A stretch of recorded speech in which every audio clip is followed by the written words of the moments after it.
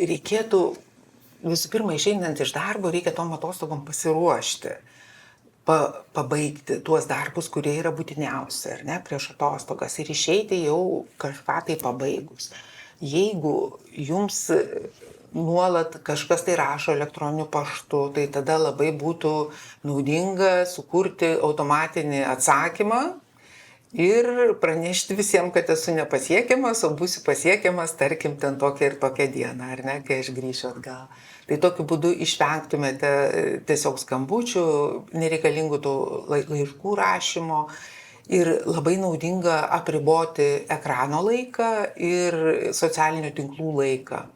Na, nors 2 valandas per dieną reikia skirti visiškam atsijungimui nuo skaitmeninio triukšmo.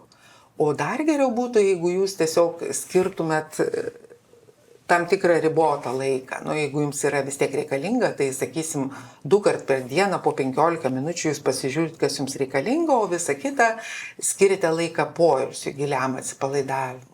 Monodaktaras.lt